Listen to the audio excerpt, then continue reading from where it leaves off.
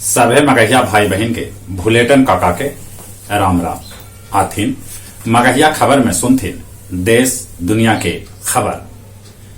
कल से 9वीं से 12वीं तक के खोलल जाए स्कूल। सब कुछ ठीक ठाक रहा तो 18 जनवरी से क्लास 1 से 8 तक के स्कूल भी खोल दिल जाए। बाकी लइकन के उपस्थिति आधा रात माने कक्षा में 50% लइकन उपस्थित होतन।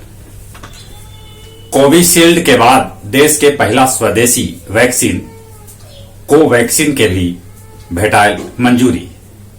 26 जनवरी के आंदोलनकारी किसान सभे निकलतन ट्रैक्टर पैरेड। अपन देश में कोरोना मरीज के संख्या 1,03,24,104 तक पहुंच गया। अबले 1,49,458 आदमी के कोरोना से जहां मौत हो रखे वहीं 99,25,691 आदमी कोरोना से ठीक भी होलका है। अपन राज्य बिहार में कोरोना मरीज के संख्या 2,53,652 तक पहुंच गया। अबले 1,403 आदमी के कोरोना से मौत हो रखे ता 2,47,579 आदमी कोरोना से ठीक भी होलका है। पढ़ल लिखल काबिल समाजवादी अध्यक्ष अखिलेश यादव कहलका कि उ न लेतन भाजपा के कोरोना टीका।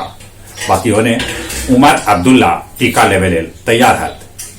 पहला फेज में 3 करोड़ लोग के लगावल जाए फ्री में कोरोना वैक्सीन। बिहार के डेयरी में दूध के आपूर्ति के में आयल 30% के कमी। जनरल रावत कैलन अरुणाचल प्रदेश के अग्रिम सैन्य अड्डा के दौरा। राजगीर पुलिस एकेडमी में पहुंचावल जाए गंगा जी के पानी। बिहार के पूर्व राज्यपाल पूर्व केंद्रीय मंत्री बुट्टा सिंह के 86 बछर के उम्र में निधन हो गया। दुनिया भर में कोरोना मरीज के संख्या 8,46,14,168 तक पहुंच गया। अबले 18,39,267 आदमी के कोरोना से मौत हो लखे तब 5,98,27,362 आदमी कोरोना से ठीक भी होलका है। ब्रिटेन में तेजी से फैल रहा है कोरोना के नया स्ट्रेन। पाकिस्तान में दिलीप कुमार और राज कपूर के पैतृक संपत्ति के राष्ट्रीय धरोहर घोषित करल जाए। मुकेश अंबानी फिर से एशिया के सबसे अमीर आदमी बन गया। 2 दिन में चीन के झोंग शानशान इनका से पछुआ गया। कराची से इस्लामाबाद में शिफ्ट करल गए पाकिस्तानी इंटरनेशनल एयरलाइंस के मुख्यालय।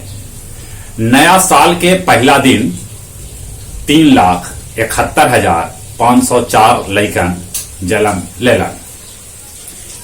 गया से डाल्टेनगंज के बीच रेल लाइन बिछावे लेल फिर से सर्वे के काम शुरू कैल जा सका है।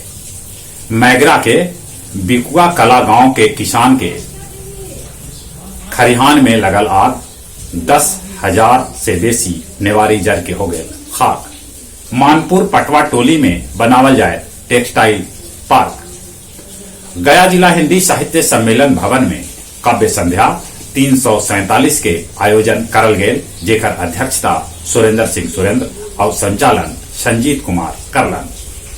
गुरुआ प्रखंड के दुब्बा गांव में शुरू कैल गेल मिल्क प्रोसेसिंग प्लांट। और अब कुछ खेल के समाचार।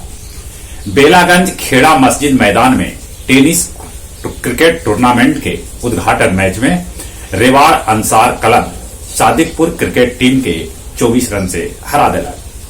रोहित, पंत, सैनी, गिल और शाह पर कोरोना गाइडलाइन तोड़े के आरोप लगल। जांच शुरू कर गए। भारतीय पुरुष हॉकी टीम के शिविर 5 जनवरी से लगल। जहां तक मौसम के सवाल है, पहाड़ पर फिर से हो सका है बर्फबारी। बारिश के भी मौसम विभाग चेतावनी दिलक है। बर्फबारी और बारिश होने के बाद कनकनी फिर से बढ़ा। ठंडा से बचथिन, कोरोना से बचे लेल मुंह और नाक पर मास्क लगाते, सोशल डिस्टेंसिंग के पालन करते। चली एक बार फिर से अपने सभी के भुलेटन काका के राम राम।